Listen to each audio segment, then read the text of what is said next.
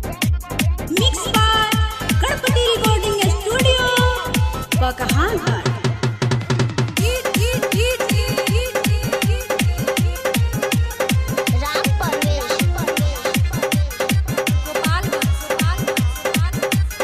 नहीं रहल जाता ना कुछ कहल जाता, दुख दिलावा के आरावा ना सहल जाता, मानो दूसरा के फेरा में पड़ी गई। मौसा हो मौसा का कहता रहो? अरे गइल अरे कहाँ गइल ए बाबू? कि पूजावा मर गइल, हाय हाय कि पूजावा मर गइल, हाय हाय कि पूजावा मर गइल, हाय हाय कि पूजावा मर गइल।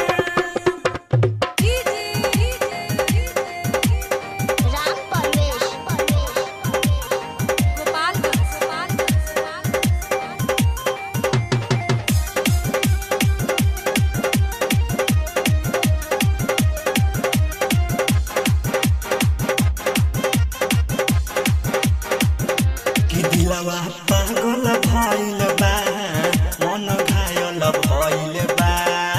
सब सोचल सपनवा जियान कइलस, उतलै करके केतना नेवान कहिलस। याद आवतिया का अरे दादा हो दादा, सतावतिया का हाँ हाँ मगर दूसरा के मुकाना पर पहरी गई। अरे मौसी रे मौसी, हर का भइल हो? कि पूजावा मर गइल, हाय हाय कि पूजावा मर गइल, हाय हाय कि पूजावा मर गइल, हाय हाय कि पूजावा मर गइल।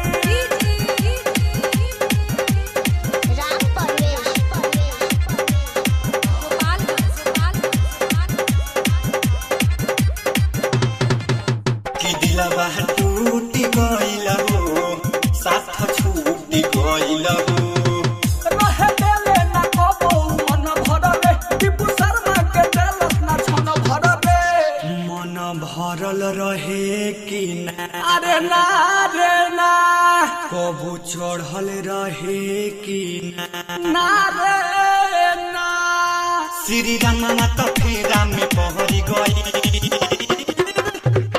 अरे काकी रे काकी, अरे का भइले नाती?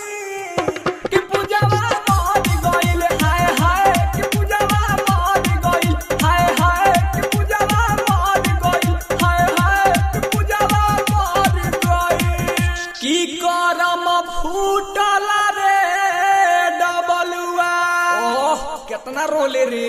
अरे दादा हो दादा, अरे का भइले रसिया? कि पूजावा मर गइल, हाय हाय कि पूजावा मर गइल, हाय हाय कि पूजावा मर गइल, हाय हाय कि पूजावा मर गइल। Mix by Ganpati recording studio बकहान घाट।